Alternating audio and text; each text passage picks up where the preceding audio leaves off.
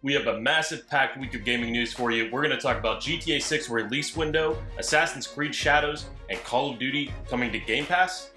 If that's not enough for you, we also have info on Valve's new hero shooter, Fallout coming to Fortnite, and a whole bunch more right now on Gaming News Weekly.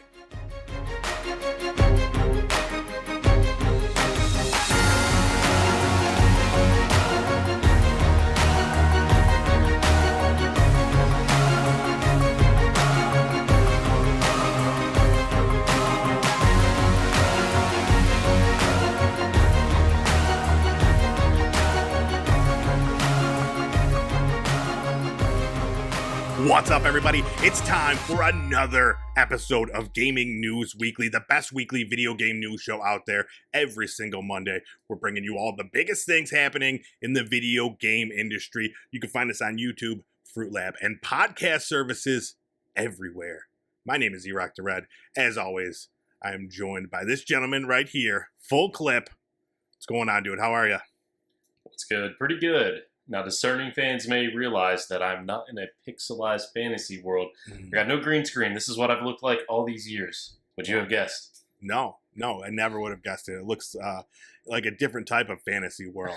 All those 3D printers and everything. Yeah, you're in the middle of a move, right? Yeah. How's it Just going? about to the end. All kinds of life changes going on. And, of course, that's still not left me with a lot of time for gaming. I've played maybe 2 hours of Hell Let Loose this week, and that's it. So I'm hoping you've been carrying the torch for both of us. Yeah, dude, I have been. Don't worry. But yeah, you get your act together over there. Not with the gaming, but with like I know all the shit you're dealing with, man, and it is you're doing a great job. I'll carry the reins as far as the gaming goes. I had to pull myself away from V-Rising. I've said, I think it was last week, I've been really into V-Rising and Animal Well. Those are the two games that I've kind of become obsessed with them. But I was like, just maybe about 3 or 4 days ago, I'm like, all right, I got a bunch of review copies of games that I haven't touched, a bunch of like little indie games. So I was like, let me crack into some of those. And here are two of those that I've been a big fan of. First up, Geno Panic. It's a brand new game. It came out on the 16th, I believe, 17th. It's a pixel art like platformer. It looks like a Metroidvania, but it's not a Metroidvania. It's very linear, and it's pretty simple as far as like I've been playing some really hard Metroidvanias. So this is like it's kind of like a breath of fresh air. It's just like a platformer, and you just go through and you're progressing and you find these items and upgrades and these little creatures that you got to collect, and it is it's just so fun. The art is super colorful and vibrant, and it's like that old school pixely world, and I love it, dude. It looks gorgeous on the Steam Deck, and one of the cool features that I really enjoy is that this world that you're in, it's like a space station or whatever, and there's parts of it that are kind of like rotten. So like as you're going through, you'll they'll either be marked, you'll be able to see that you could just walk right through the wall. So it's a way to get around obstacles. Sometimes you'll just fall right through the floor, but it's really cool. It's really interesting when you're just walking and you just go through a barrier that you believe should stop you. So it's something about that and the way it's done. It's really, really enjoyable. And on top of that, it's like just a real simple, quick game. I think I beat it in like 4 hours, 4.5 hours. But, I could go back through and try to, finish it, get the rest of the collectibles and that sort of thing. But it was such like really just a breath of fresh air as far as like, what it was, how beautiful it looked. Because, man, I've been banging my head against the wall on some of these Animal Well puzzles, like just getting so frustrated. And then I pick up Geno Panic, and it's just like la la la, and I'm just not a care in the world, It's real easy and a lot of fun. Yeah, and as you're describing that sort of level design, it really reminds me of Super Nintendo days, even like the mainstream Mario games on even the NES. Just those like the secret warp zones and stuff, and you jump up above that on that brick that you don't think you should be able to jump up above because it doesn't look like it's part of the level. And then there's a secret at the end. Yeah, that's nice. I don't think there's a lot of that in modern like open world 3D games. No, yeah, absolutely. It was really cool. It was definitely really well done. And then another game I checked out, Dread Delusion. Now this game came in early access like 2 years ago. It's been in early access 2 years. Just came out of early access. The 1.0 came out on the 16th, and it's made by Dread XP, who I really like their games. They put out weird, kind of horror-ish games, but a lot of retro stuff.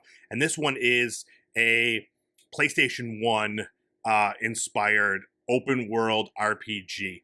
And it's got like this crazy world where like the sky is red and there's just like weird creatures and stuff like that. The design is gorgeous. But it's real trippy, man. It's like, I'm like, who thought this up? It's like one of those ideas where you're just like, I have no idea what's going on. But it's just a simple role playing game. Very much a throwback. People describe it as like Elder Scrolls Morrowind, which I've never played. So I don't know how apt that description is, but it definitely is just a product of that time. Like you just got, you pick up a piece of equipment or you pick up a spell and there's just gold and treasure chests. It's like, it's very, very simple, but at the same time, it's like there's this great story, tons of, lore throughout. And I'm enjoying myself quite a bit on that. I'm probably about 2 hours in now. Again, I've heard that this one it's pretty, I don't even want to say short. I think it's just concise. Maybe like, I think it's like a 10 to 12 hour game, which is like my wheelhouse. That's like where I want to be. I can't do these, 30, 50, 60-hour games, So I'm really enjoying this one. Again, it's going back to that era where it's just more simple. There's not a ton of, you compare it to like Elden Ring or something, and it's the exact opposite. It's kind of very, very similar aesthetics, the same kind of world as like an Elden Ring, but like the fighting is just you swing a sword like this, king, or there's like a block. I'm enjoying it, but I could see that being a turnoff for some people. It's very stiff, but it's really interesting. I'm always one that like says you can't go back to some of these games that you have like this nostalgic feel for. And both of these games that I'm playing are very much throwbacks to that time, and I'm loving them. And I don't know if it's like if my way of playing these games is changing or if it's just something I needed, but both of them are this retro style, and I love both of them. So yeah, and it's cool they're going back to like the PS1, so it's not so much pixel art, but it's probably like low polygon count art. Very low poly count, yeah, for sure. Yeah, and I've played a few of these like kind of horror games that are they're called like PSX style games, and it's definitely making a comeback. And it definitely feels like, I don't know if it's because of the nostalgia associated with them. Like we talked about, I played Mothered. We talked about that a couple weeks ago, and that was the same kind of thing. It was like it had that that retro horror PlayStation style. So yeah, it's a great RPG, man. So I recommend both of them, Geno Panic and Dread Delusion. And that's all I got. All right, that's it for us this week. Thanks so much. No, we got a lot more to talk about. Should we move this along? Oh yeah. All right, let's get into our new releases from last week.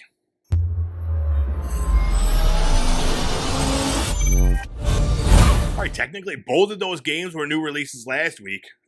So in addition to those, Mullet Mad Jack came out on PC on May 15th. This is one that's been on my wish list, and I'm very eager to get this one. It's a retro first-person shooter style game where your health is time. So you start with 10 seconds. You got 10 seconds to go out there and kill as many things as possible. And when you kill things, people, whatever, robots, you get more time. So it's all time-based. You got to go through.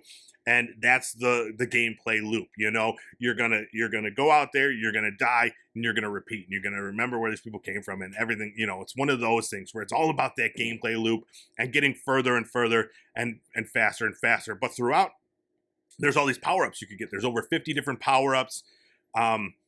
So, and then to make it even better, it's got this beautiful, like super stylish, super colorful vibe to it, where it's like this retro look, but it's like, and it's kind of like anime inspired, 90s theme. It's a gorgeous looking game, and I'm so excited to get it. It's 89 on Metacritic, so reviews are fantastic for it. So yeah, if I wasn't playing as many games as I was right now, I'd have bought it, but I'm gonna wait. I'm gonna wait on it.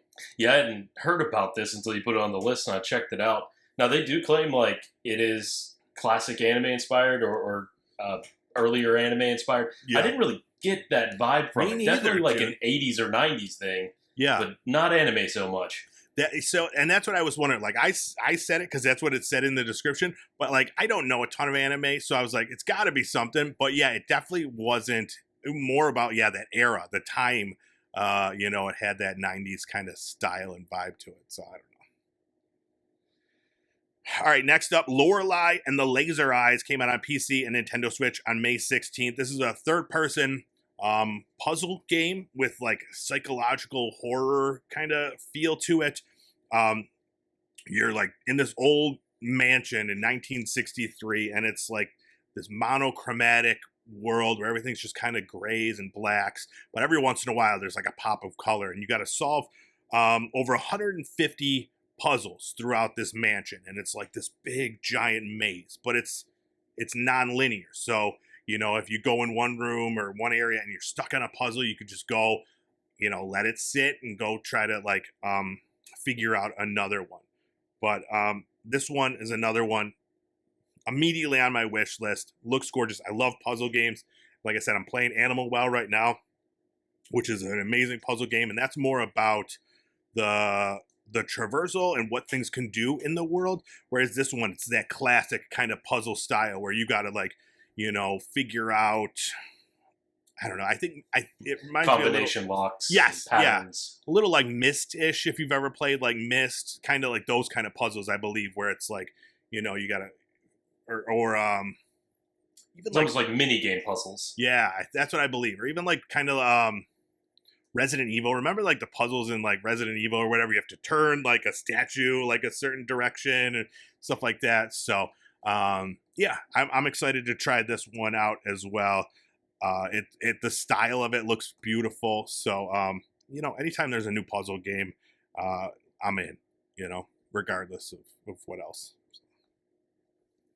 And then last up, Ghost of Tsushima Director's Cut came to PC on May 16th. We don't got to get into much. This is, it's just Ghost of Tsushima, the game now out on PC. This is this is PlayStation. They're putting their games out on PC now. This is their big thing. With Helldivers 2, they most recently did it, and now Ghost of Tsushima. And this is the biggest first-party PlayStation on PC launch. Had 75,000 concurrent players on Steam, and now that's even considering it is not released in over 180 countries. It's been delisted from places that because it requires you to have a PlayStation Network account. So we didn't touch on it during the Helldivers thing, but that was like a big thing. Sony said you got to have a PlayStation Network account.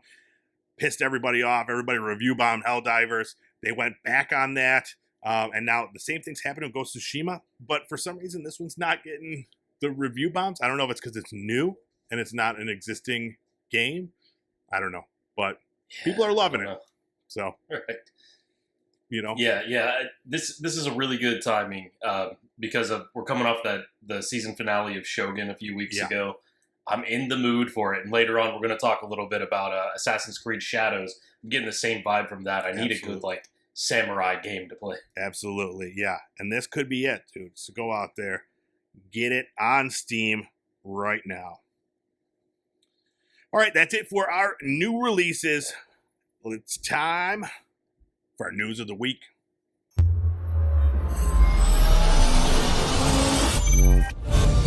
All right, first up, before we get into our big news of the week, let's talk about our subscription service situation.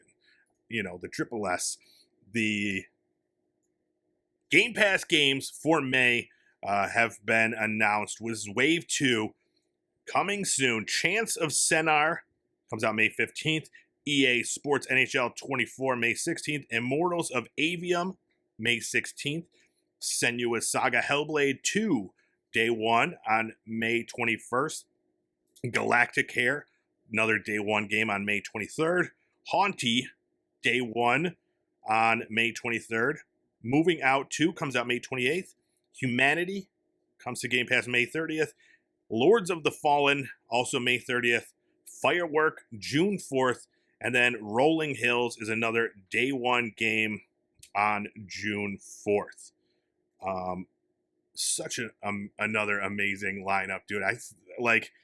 We just need to record ourselves saying, man, what a great another announcement for Game Pass, because I feel like I'm saying it every time. Some big games in here that, especially games that I'm curious about, but aren't games that I wanted to buy, like Immortals of Avium and Lords of the Fallen.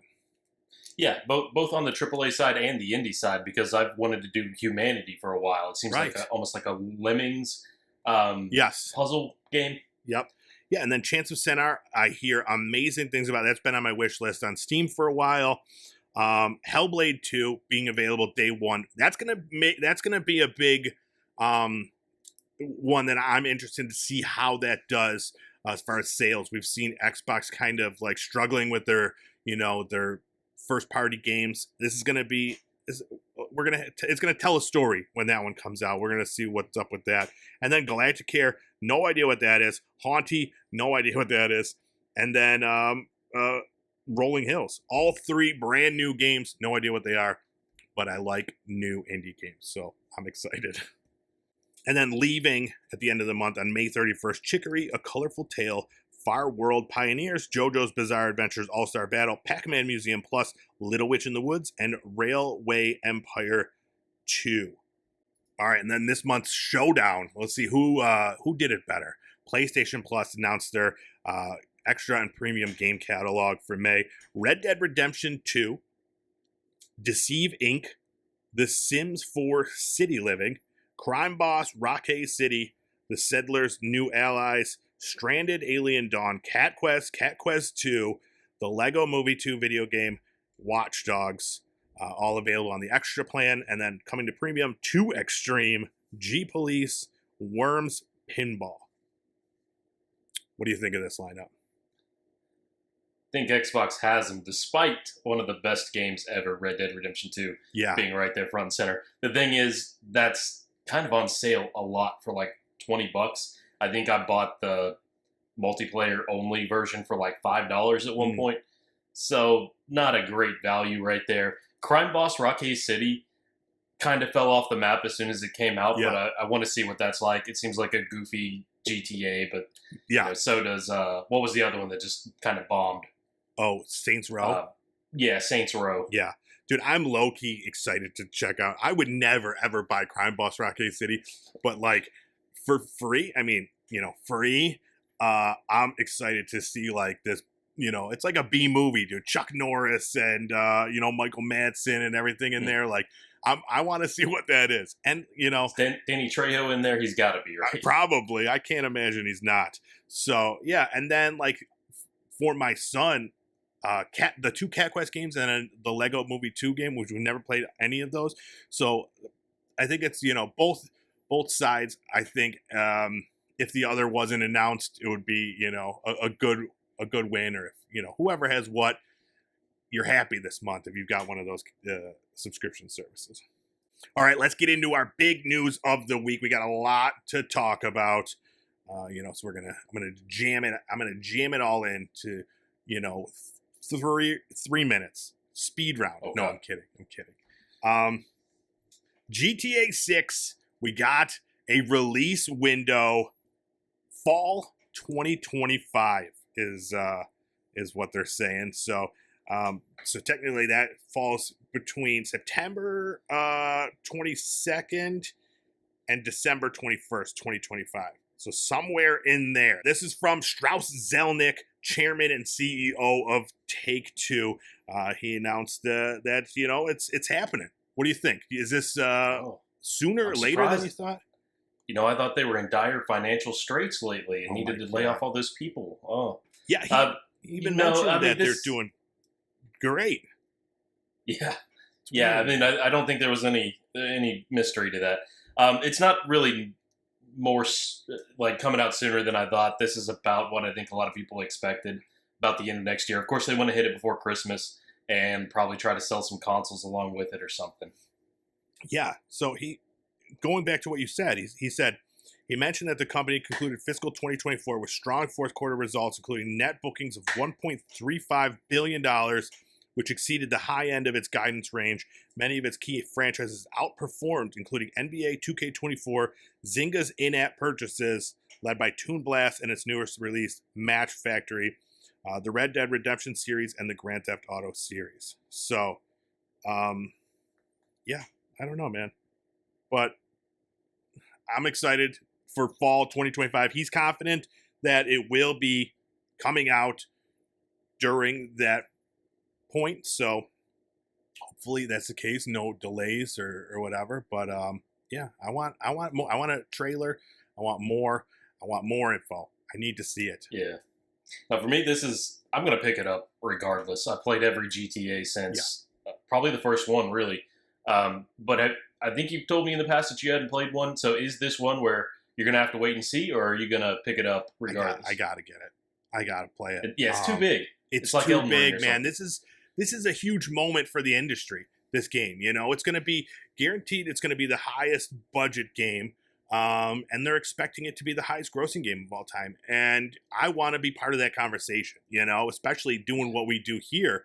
Like I'll feel like a fraud if I'm not talking about it with you when that comes out. So, yeah, I absolutely will get that one. So yeah. Another big game news, Call of Duty. We got some news about that.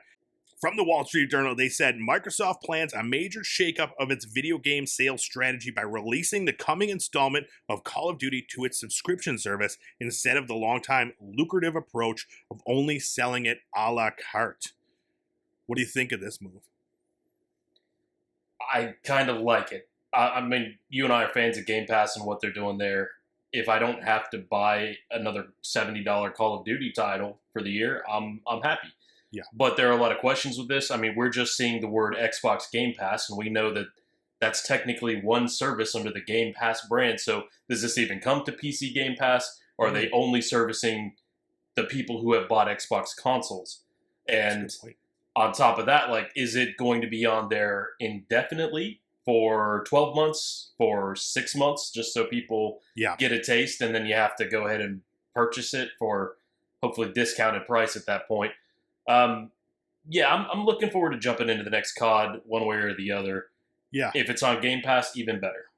Yeah, those are all great points. I think, with Call of Duty, there's always been that weird exclusivity things with the multi-consoles. And, here it's out for this period of time, and then over here, and then you could get the DLC here for a period of time. So hopefully this makes things a little simpler. I don't know. I was excited when I did see this because I'm like, I'm paid up on my Game Pass for a while.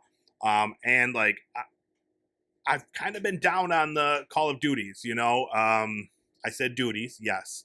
But the last one, you didn't get it, right? I think we both. What is the current one? I don't know. I don't even know. So no, I don't think so. Yeah, we both stood strong because Modern Warfare 2 Part 2 or something like that. I don't know what it was. Yeah, it was just kind of like COD who. So I'm kind of like, okay, I'm gonna be playing Call of Duty. Like, it's kind of exciting that I don't even have to, it'll just be there and I get to play it. So that's cool. Now the question: do you think that Microsoft will use this to raise the prices of Game Pass? Sounds like a perfect idea, doesn't it? Right, but they already did within like the last year. Yeah, and I feel like they're going to again. So I don't know.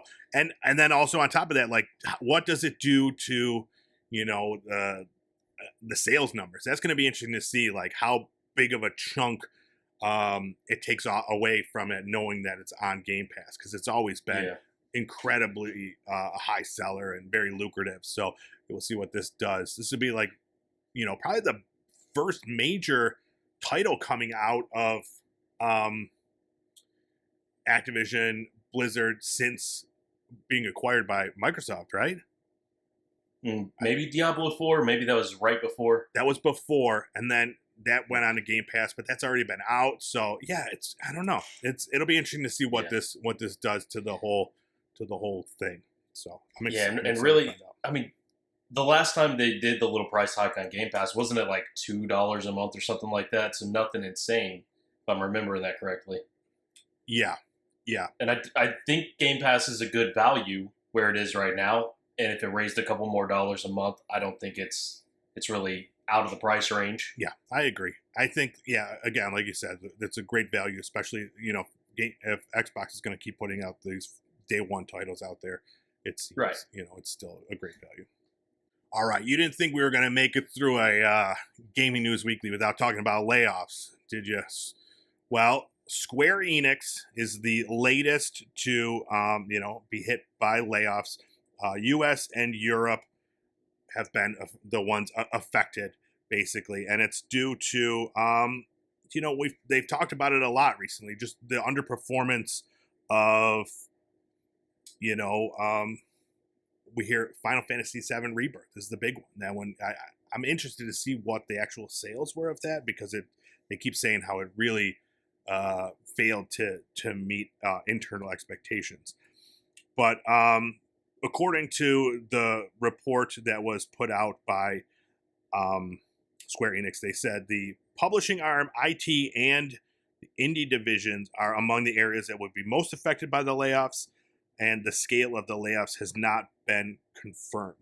Okay, they did show that the profit of the video game department fell by 15.8% despite the sale of Final Fantasy 16, Final Fantasy Pixel Remastered, Foam Stars, and Final Fantasy VII Rebirth all having come out this year. So big, and then overall operating loss of about $51 million. That was in addition to, they had to cancel a bunch of games. They talked about, this was a while back, they lost over $100 million then from just canceling a bunch of games. So it's real interesting what's going on over at Square Enix with all this happening. But that being said, they're using this to announce, they're calling it Square Enix Reboots and Awakens. It's a 3-year plan for rebooting long-term growth. This involves a rethink across all parts of the business, but the highlight is a shift to a multi-platform strategy. Square Enix said it will aggressively pursue a multi-platform strategy that includes Nintendo platforms, PlayStation, Xbox, and PCs. As part of its multi-platform push, Square Enix said they will build an environment where more customers can enjoy our titles in regards to major franchises and AAA titles, including catalog titles. So, yeah, Final Fantasy available everywhere soon, which is great for them. Right.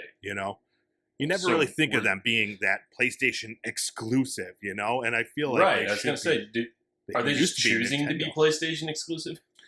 I don't know. They must have had some sort of a deal at some point, and now they're rethinking things, which I think is good for them. We always talk about getting these games everywhere. People need, this is an art form that people need to be able to get wherever they can.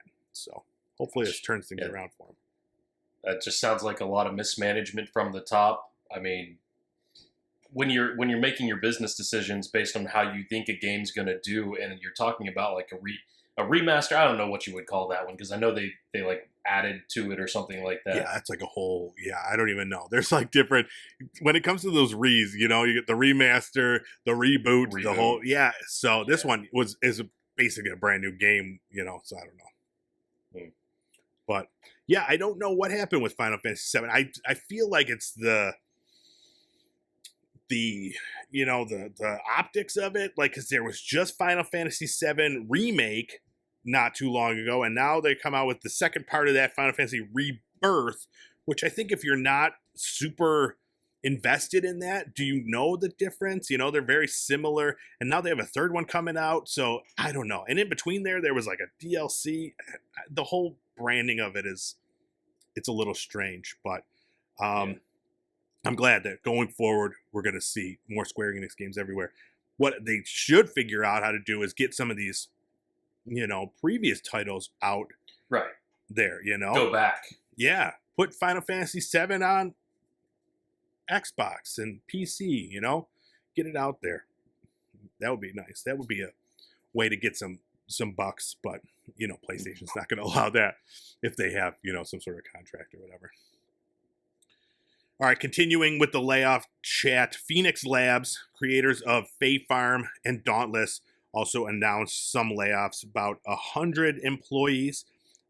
Quote from them said, they are reorganizing Phoenix Labs to focus on our best in-class live service titles, Dauntless and Fae Farm, and serving their communities. This unfortunately means canceling work on all other projects at the studio, which will impact many of our colleagues immediately.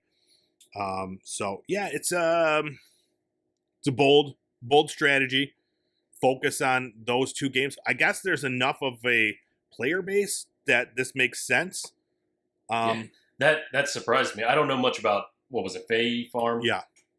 But Dauntless, I played that. It's like a free-to-play Monster Hunter game. Right. And it's fun. I mean, I'd go back to it and have a good time right now. But for there to be enough people to really be betting on that title, that seems strange. Yeah. You never hear about this. Right. Yeah. No, I don't get it. And Fae Farm, I played for a little bit when that first came out. You know, I think got a review copy of that one, and I tried it. It's not, you know, it's a farming game with magic, and I don't know what kind of things they're adding, if there's season passes or if there's whatever that requires a team on it. I don't know. It's unfortunate again, what's going on, and hopefully they could use that to figure things out. And at that point, like, so what do you do then when popularity starts to wane on one of them? Then do you start another project? Because now you're kind of stuck in there. You would think you're going to be behind if you wait. Right. As a company, you want something ready to go, but I don't know. It's who am I? I don't know how these things work. All right, as we're talking about game cancellations, Ubisoft has canceled Tom Clancy's The Division Heartland. This was the free-to-play Division title that they've been working on for quite a while. I've been following it. I was intrigued when it was first announced, and I was, you know, watching some of the early stuff and following some of the talk, and I heard that it just never got good. Like, you know, there was always that hope, because The Division was a great game, but then you're talking about this free-to-play shooter that they're working on or whatever, and they just couldn't find the groove, what made The Division special in this kind of you know, game type. So they have canceled that. They are redeploying their resources to bigger opportunities such as X Defiant and Rainbow Six. So that's exciting. I'm excited for X Defiant, dude. It comes out in like 2 days.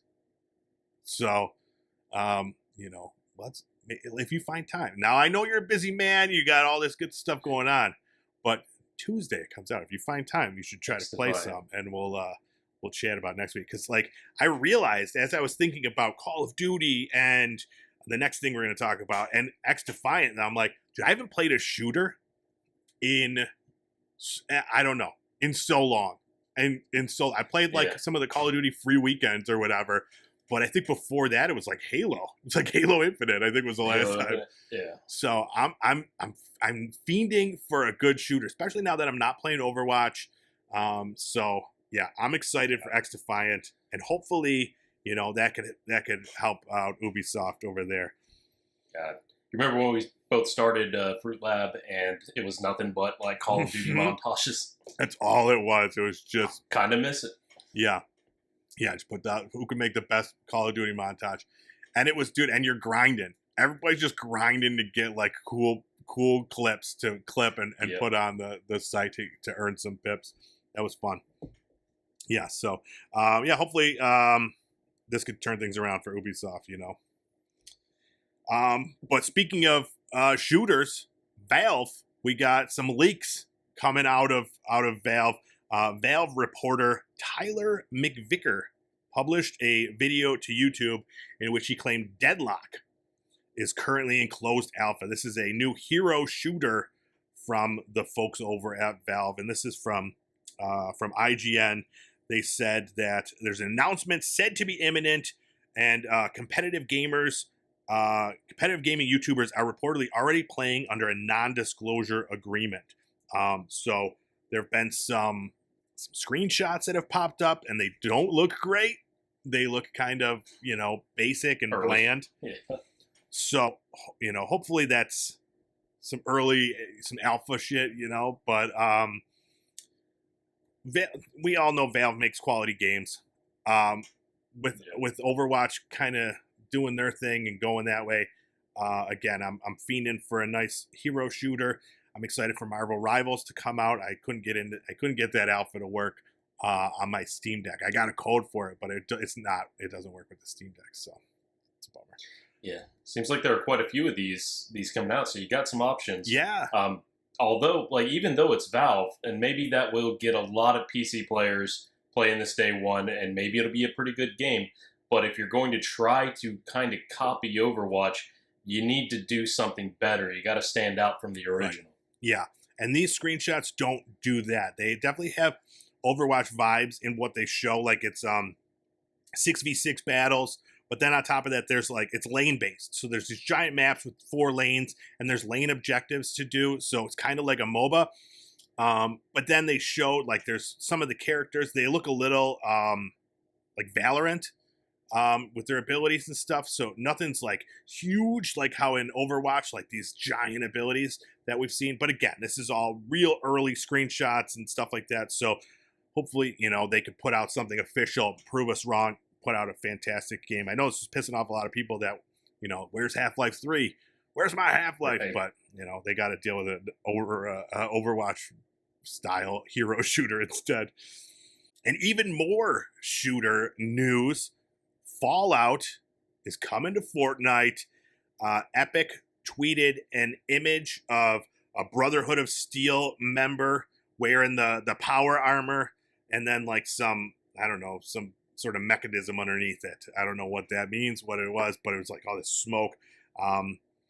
So yeah, we're assuming that season 3 will be Fortnite themed. I mean, Fallout themed. Oh, there's too many Fs in here. What do you think? It's interesting. I mean, given the popularity of the show and everything, to be honest, I haven't played Fortnite since the first 6 months it was out, probably. Really? So, yeah, I don't know how the mechanics of that game work. I know there used to be mechs, and then the world gets nuked, and now there's Drake concerts in there or something. So how the Brotherhood of Steel fits into it all, I have no clue. Yeah. But it would be cool if you could pilot a vertibird and drop in power armor. Or something. Yeah. So every season they really change it up. Almost entirely, where they're adding new metas and that sort of thing. And I was very, very late to the Fortnite thing. I always thought, this is a kid's game for kids. I'm an old man. And then I got in there and became very much addicted to all of it. And I really enjoyed it. I think it's my favorite Battle Royale. I think it's such a well-made game that it's going to be hard to ever top it. But I'm very excited for I definitely... I go in and out depending on what skins are available during the season. I have that collector's mentality. I want to go in and try to get this, and I'll definitely see what they have available for the Fallout stuff. So yeah, I'm excited it'll get me in there. The current season ends May 24th. So assuming that this starts right after that, but yeah, we'll see. There's been no information other than this screenshot that was tweeted out, but yeah, I'm excited to see what cosmetics I can get. Yeah, and if it carries over to Lego Fortnite, I will totally jump back into that and see. Yeah, I mean that's basically post-apocalyptic setting in anyway, so yeah, and all those skins do. I think they all cross carry over with them. I don't know what they would add. I have seen that they've added quite a bit of content to the Lego Fortnite. In it's more of a I think it's become more of like a farming type sim as instead of survival based. I believe I saw it. Like this is all based on like a TikTok I've seen somewhere. All right, but we'll see. We'll have more information once that becomes official. And then last up, Assassin's Creed Shadows has been revealed. They put out about a 4-minute cinematic trailer showing off what the game is going to be. The era set in 1579 Japan. And then the protagonist, there's two like ninja people. One that's like a stealth-based one that's like a heavy attack thing, and you could switch back and forth between them is what I'm understanding. So I like you said early on that you're kind of you watch Shogun, now you're fiending for some feudal Japan games. Oh yeah. What do you think of this one? Yeah, and I looked that up too. The difference in timing here, because I'm not a historian, very knowledgeable person on Japanese history of the 15th century. So these are actually only like 30 years apart. Okay. This will be set in like 1570 or something like that, and Shogun is in 1600. So I'm hoping a lot of the place and the time carry over.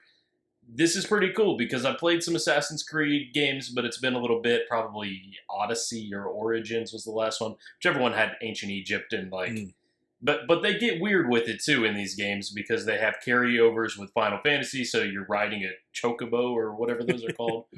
Yeah, as your mount that you get out of a pyramid from Egypt.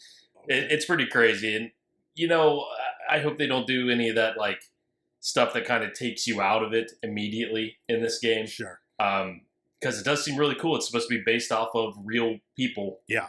And I think this is the first time they've done the dual protagonist. Did we say that? I think so. I'm not familiar with Assassin's Creed games. There's been so many, and I've never played any of them. I'm always like, this is where I play it, but I still haven't played any. So yeah, hopefully this is one that gets you into it. Yeah, we'll see. I mean, because the way like you choose to be whichever protagonist you want, and that's supposed to affect the storyline or something like that. One thing that I thought was really cool that they said there's a season cycle. So it says, it's from IGN. It says, just as days naturally change to nights in video games, the world of Shadows moves from spring to summer to fall and winter. Each season brings with it new gameplay elements like underwater entrances being frozen over and inaccessible during winter, luscious crops providing cover for stealth conquests in the spring, and more. So I think that's a really cool way to change things up. We'll see how well that's utilized and what that means. But I like that. Right. Yeah, because with that, I wonder, is that going to be based on like the linear progression of the storyline, that just certain things are going to be inaccessible until you get farther into the game or something like that? Or is it changing in the open world sense where you have like a day-night cycle and the weather is just on a sped-up process doing the same thing? Sure. Yeah. We shall see. I was a little bummed that they only gave us the cinematic trailer. Too many of those. I really want to see this, especially if you're asking us then saying to pre-order the game or whatever based on watching these cinematics. I want to see some of that gameplay. So hopefully we'll get a gameplay trailer soon. The game does launch November 15th on PS5, Xbox Series XS, and PC. So, yeah, I mean, we're getting there. November, not too far. I remember talking about like the 17 Assassin's Creed games that they had planned. And we finally got one officially announced. So, we'll see. We'll have more news on that as it gets closer. That is it for this, action-packed episode of Gaming News Weekly. You got anything else that you want to add to this? I don't think so. We don't have time for a top 5. We could do a top 5 stories of this week. Yeah, oh, absolutely, dude. Yeah, there was even stuff that I was like, dude, can we talk about it?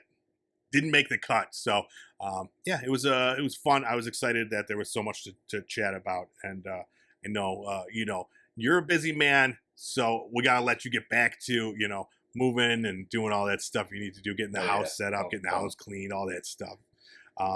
So that being said, thanks so much for checking out this episode of Gaming News Weekly. Be sure to go to YouTube and check out where this show is posted every single week. Pop Culture Playground is where you'll find it. Also, Game Facts is where Full Clip, once he gets settled in, you're going to see tons of gameplay over there, baby. GameFAX. And then there's a website called Fruit Lab. Go, you can follow us there as well.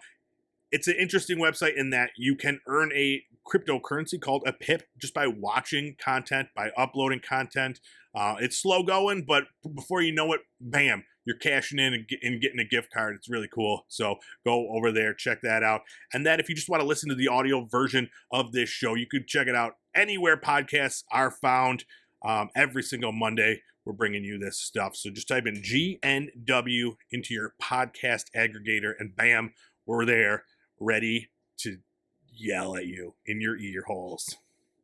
And then posting daily content over on TikTok. So go there, say hi, and and occasionally on Instagram when I feel like it.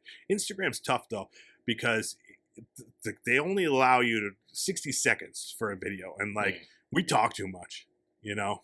Yeah. You and I talk way too much. So all right, I think that's everything. Thanks again. We'll see you next week.